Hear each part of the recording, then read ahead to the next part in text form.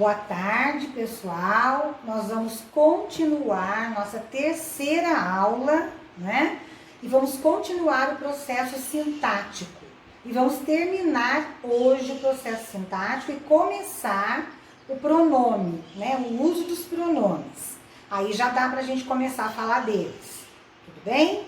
Então vamos começar aqui, ó.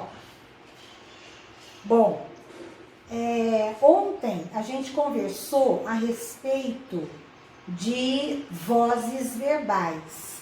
Por quê? Para falar do agente da passiva, nós precisamos das vozes do verbo, né? Voz ativa, passiva. E a gente terminou ontem na voz reflexiva. Mas agora vem aqui algumas observações. Na voz passiva sintética, nós tínhamos dito o seguinte, que os verbos precisam ser transitivos diretos, ou direto e indireto. Por quê? Porque todas as vezes que eu tiver na voz ativa o objeto direto, ele, na voz ativa, passa a ser, agora, na voz passiva, analítica ou sintética, passa a ser o sujeito paciente. Então, lembra, a gente pegava as pontas, né, e invertia. O que era objeto direto da voz ativa passou a ser sujeito paciente na voz passiva, tanto analítica quanto sintética. E eu disse que para isso acontecer, também aconteceria um processo de concordância verbal, que também é um processo sintático. Então, se o nosso sujeito paciente casa está como núcleo aqui no singular, o verbo acompanha ficando no singular. Por que ele chegou na voz passiva sintética? Porque o verbo é transitivo direto. O que acontece no número 2, no exemplo 2 aqui? Emprestou-se o livro ao colega. Independente dele ter depois o objeto indireto, ao colega, está preposicionado aqui, ó, mais o de o colega, não é? Porque quem empresta uma coisa a alguém. Então, veja, apesar de ter o objeto indireto, existe aqui um sujeito paciente, porque agora o livro foi emprestado, não é? E aí esse verbo é transitivo direto e indireto. Veja que, se o núcleo do sujeito estiver no singular, o verbo ficará no singular para haver concordância verbal. Outra coisa, todas as vezes que eu tiver um verbo transitivo direto, olha lá, esta partícula C, que vai aparecer sempre quando ela for voz passiva sintética, vai ter a partícula C, SS, olha lá. Vai ser chamado sintaticamente de pronome apassivador, porque o C, ele é um pronome. E ele é apassivador porque está na voz passiva. Caso os verbos não forem transitivo direto ou transitivo direto e indireto, não conseguiremos passar da voz ativa para as passivas. Isso é importante saber. Vamos lá.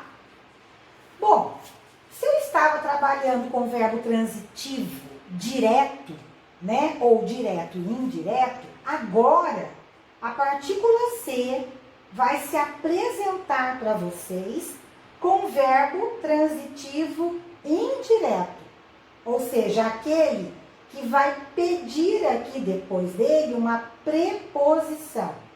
Quem precisa, precisa de alguém ou de alguma coisa. Se vive, vive-se. Olha lá. Quem vive, vive. Eu vivo. É um verbo intransitivo. Tanto é que depois dele, olha o que vem. Somente adjuntos adverbiais de modo e de lugar, ou seja, enfeites da oração. Então veja, a partir do momento que eu tenho esses verbos aqui, nestes casos, o verbo ficará sempre no singular. Ué, mas por que não faz concordância? Bom, vocês estão enxergando aqui o sujeito da oração? Não, aqui eu não tenho sujeito. Eu tenho aqui uma palavra preposicionada, que é o objeto indireto. Eu tenho aqui complementos adverbiais, que não são sujeitos. São advérbios, adjuntos adverbiais. Bom, onde estará o sujeito, então? Quando eu pergunto antes do verbo quem precisa ou quem vive, eu posso dizer, pode ser ele ou pode ser ela. Então, aqui existe um sujeito indeterminado. Como o sujeito indeterminado não possui núcleo, porque ele não sabe nem quem é o sujeito, nós não sabemos quem é, como que vai fazer concordância com um núcleo que não existe aqui? Então, os verbos ficarão sempre no singular. Nestes casos, o verbo ficará sempre no singular, pois não terá sujeito, nem agente e nem paciente para fazer concordância. E veja que agora não se trata mais de um pronome apassivador, porque isso aqui não faz voz passiva. Esses tipos de verbo não passa da ativa para a passiva. Então, ele é chamado de índice. Não tínhamos aqui um sujeito indeterminado? Então, ele é o índice de indeterminação do sujeito. Ele é o índice de indeterminação do sujeito, que não possui núcleo aqui. Bom, então fechamos o processo do agente da passiva e da parte das vozes verbais. Continuando com os termos, e agora vamos entrar nos termos acessórios, eu tenho aqui o adjunto adnominal. Ad vem junto. Então, vem junto, vem junto do nome. Nominal lembra substantivo. Geralmente, quem costuma acompanhar o substantivo no processo morfológico são artigo, numeral, pronome, adjetivo e locução adjetiva. Esses são os puxa-sacos do substantivo, vem junto, morfologicamente. Como será o nome dessas classes gramaticais sintaticamente? São chamados sintaticamente de adjuntos adnominais. E eles vão variar conforme o substantivo. Tudo bem? Então, vamos seguir. Diferença entre adjunto adnominal e complemento nominal. Existe uma diferença? Existe, não é? Até porque eles têm um momento que eles são ligados por uma preposição. Um momento. Então, aí a confusão, não é? Ah lá, a dúvida surge com elementos preposicionados. Isso ocorre quando o adjunto adnominal é formado por uma locução adjetiva. O que vem a ser uma locução adjetiva? vai acompanhar, vai vir junto do nome, e ela é formada de preposição mais um substantivo. Então, no caso da locução, pode confundir, porque um vem junto do nome e o outro completa o nome. E o que eles têm de igual? O uso da preposição. Então, isso pode confundir por causa da locução adjetiva. O adjunto adnominal é ligado geralmente a um substantivo concreto, neste caso. Por exemplo, a água, isso é um substantivo concreto. Da chuva, inundou a cidade. Então, quando eu coloco um de mais o a chuva, eu tenho do lado do nome do substantivo água uma locução adjetiva morfologicamente. Se eu for tratar agora de colocar da chuva sintaticamente, vou ter que chamá-lo de adjunto adnominal. E veja que a preposição está do lado de um substantivo concreto. Complemento nominal, ele é ligado geralmente por um substantivo abstrato, um adjetivo ou um advérbio. Exemplo, a leitura do texto foi perfeita. Leitura, substantivo abstrato.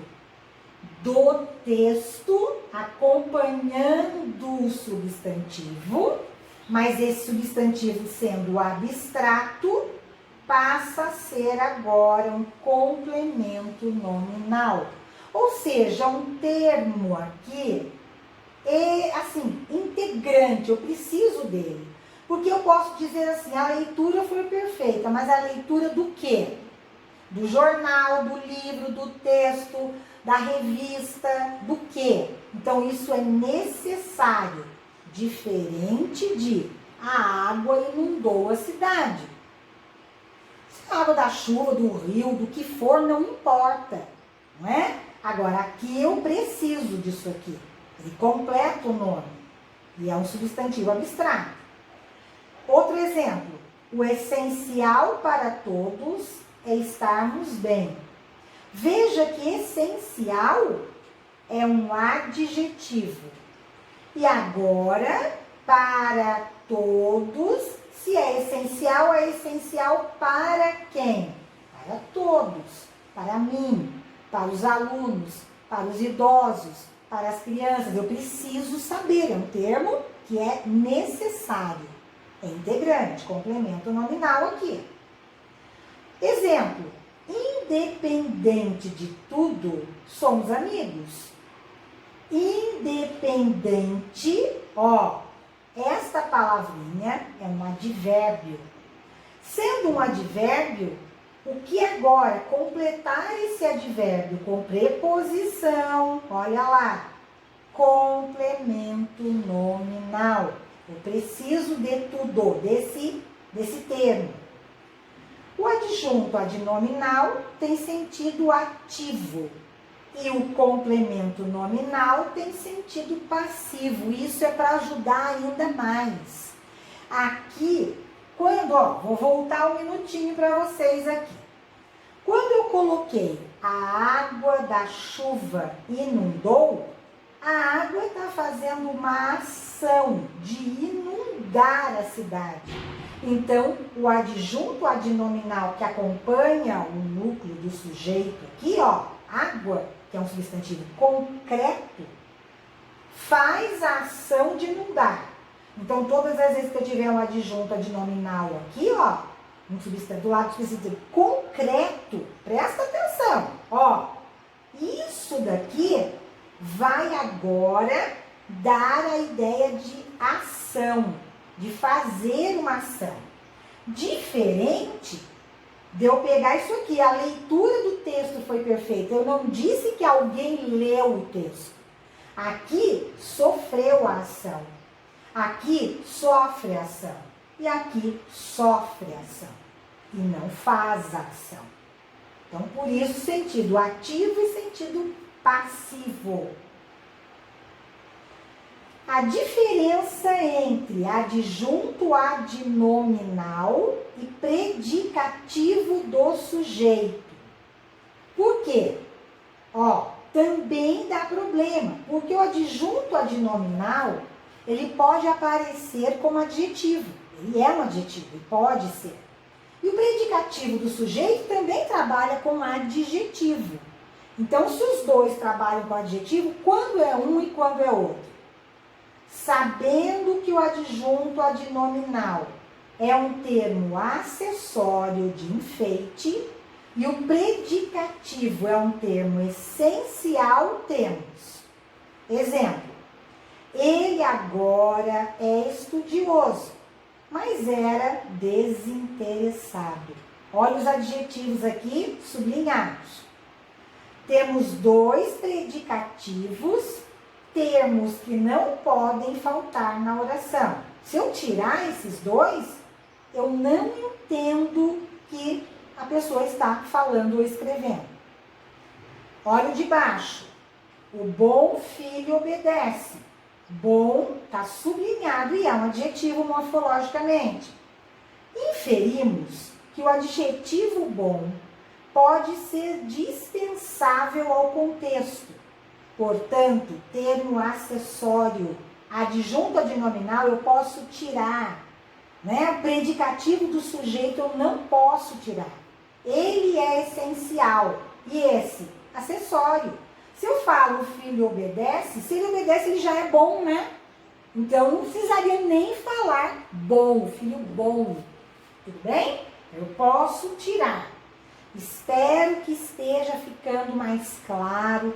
Eu tentei ser o mais objetiva possível, fazer o mais simples para que vocês entendessem, tá? Vamos lá. Se tiver pergunta pelo celular, vocês fazem para mim depois. Diferença entre adjunto adnominal e agora o predicativo do objeto.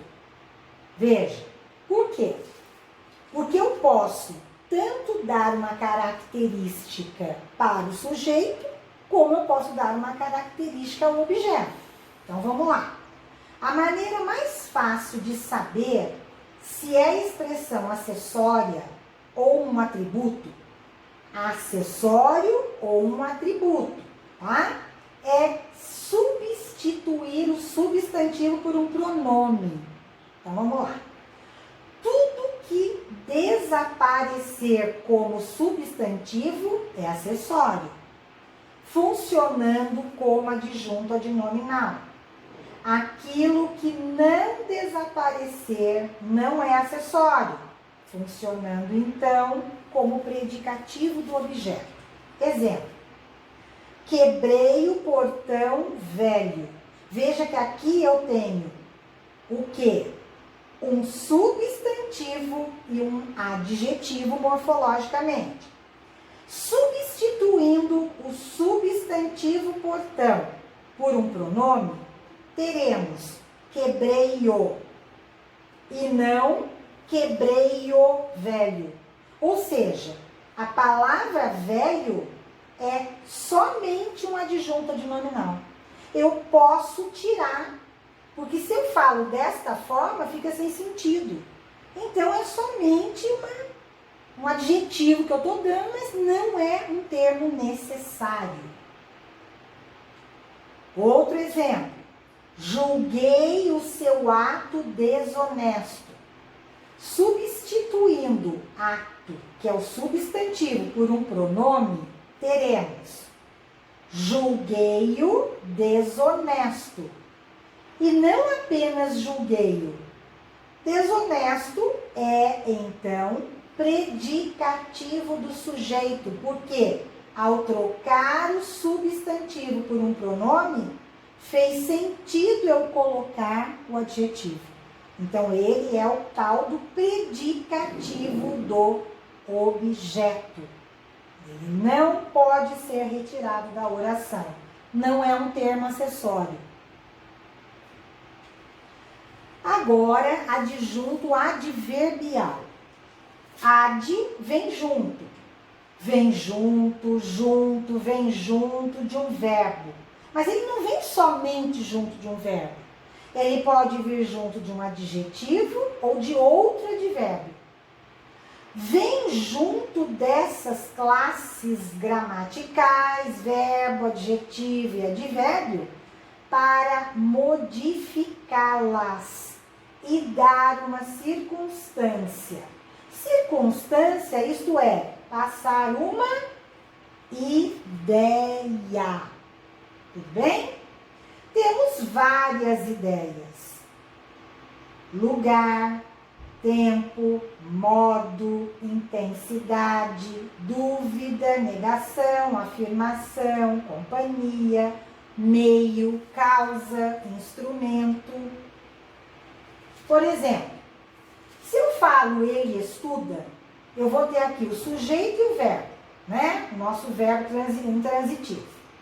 Então veja, a partir do momento que eu coloco muito, o muito estando junto do verbo, olha lá, somente estará modificando e passando a ideia de intensidade. É um termo que eu posso tirar? Sim, ele é acessório.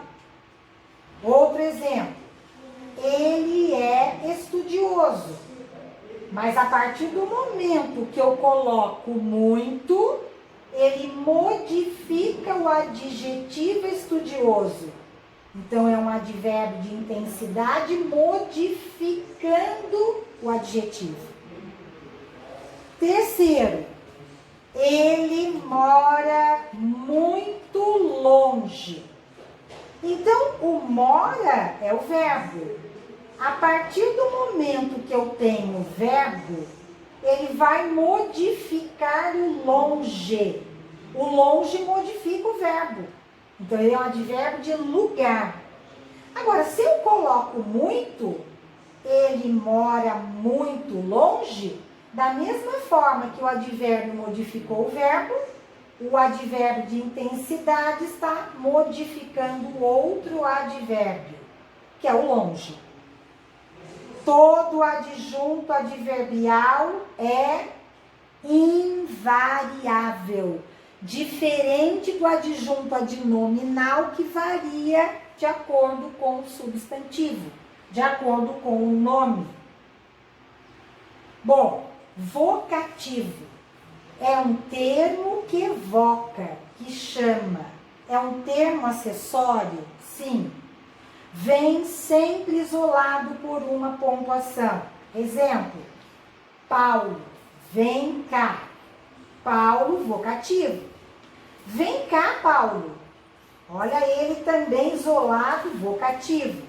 Por favor, Paulo, vem cá. Então, este Paulo, onde ele estiver, se estiver chamando, evocando, chama-se vocativo. Cuidado confundir sujeito com vocativo. Por quê? Tem gente que faz essa confusão. Paulo veio aqui. Paulo, vem aqui. No primeiro exemplo, declaramos que Paulo veio aqui. Portanto, será sujeito simples. Veja que não existe pontuação nenhuma separando o sujeito do verbo. Porque isso não existe. Eu não posso separar sujeito de verbo por uma pontuação. No segundo exemplo, temos um chamamento. Portanto, vocativo. E a pontuação será obrigatória. Agora, o último termo sintático. Chama-se aposto. É um termo que explica outro termo. Geralmente vem isolado por pontuação.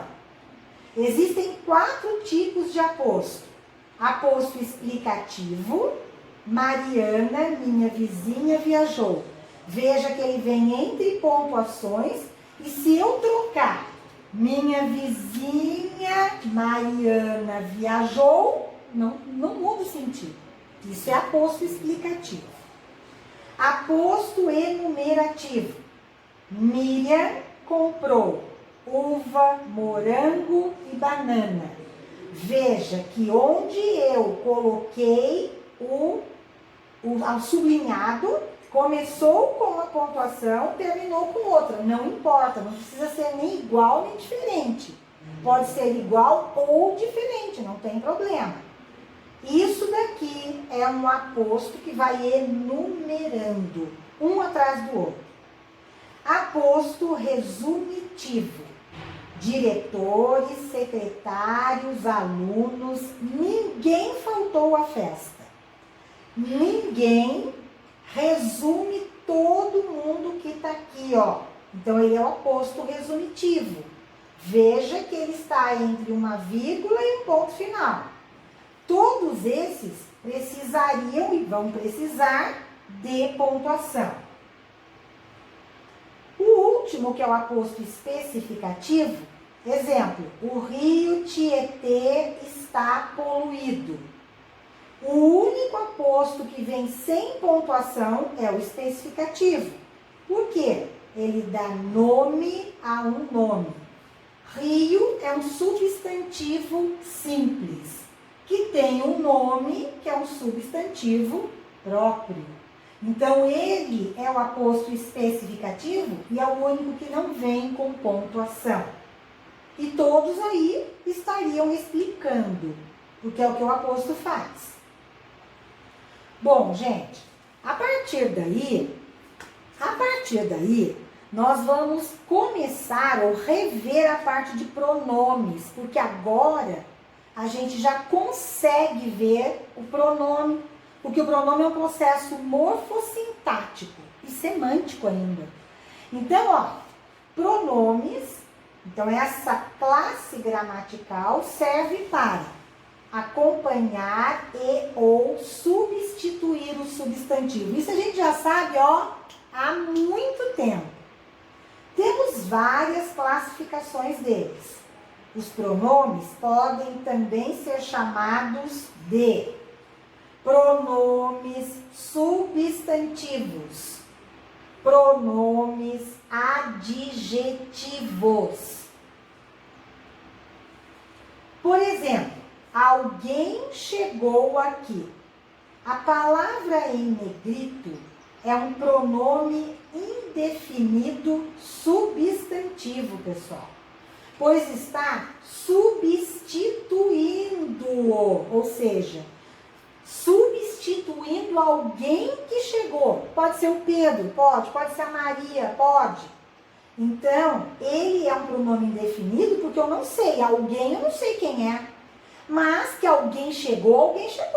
Então, ele está no lugar do nome. Então, sempre assim, quando ele for um pronome substantivo, ele vai substituir. Então, é SS para gravar, tá? Por exemplo, esse caderno é novo. A palavra em negrito é um pronome demonstrativo, o esse. Adjetivo, pois está acompanhando um substantivo.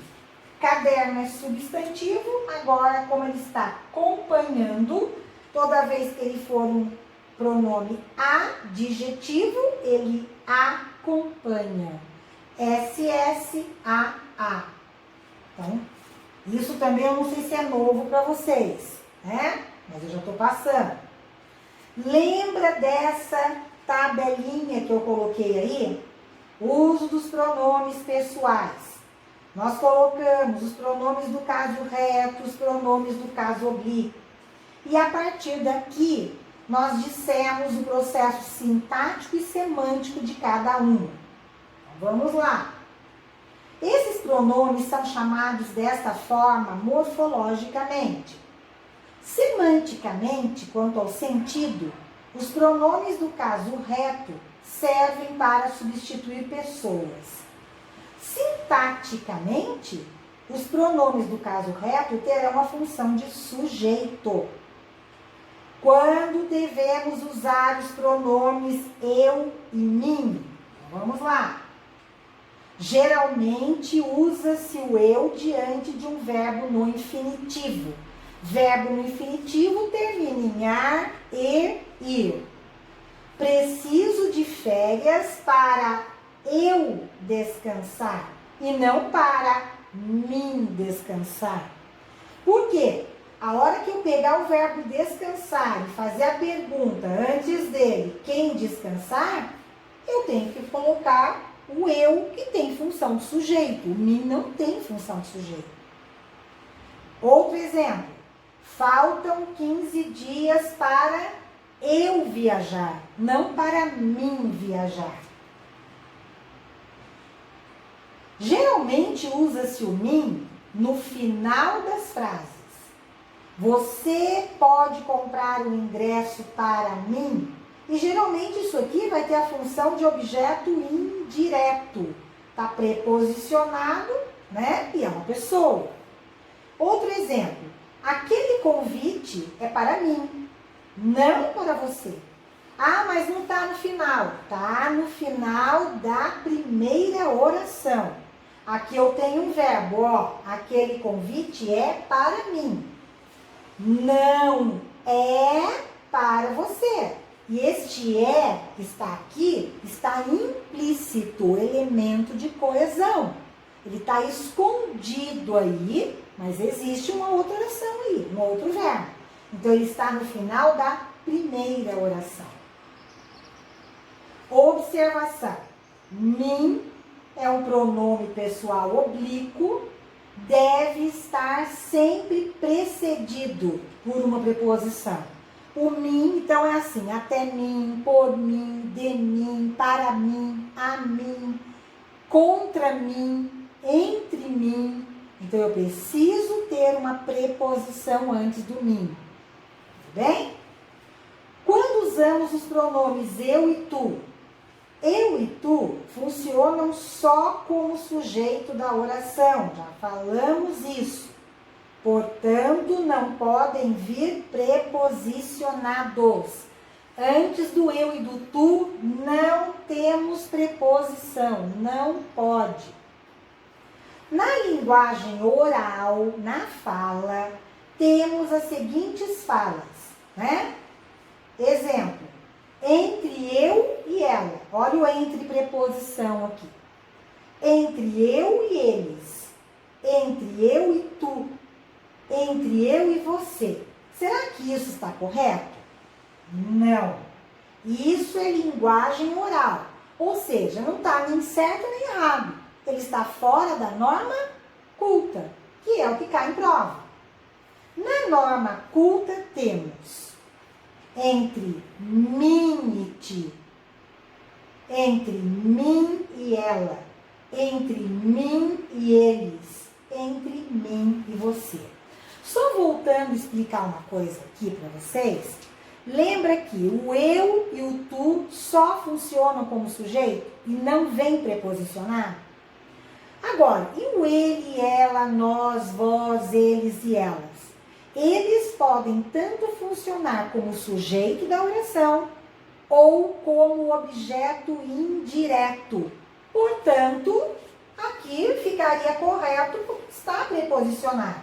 Por que aqui eu tive que mudar o eu, né? E no caso do tu, ti, né?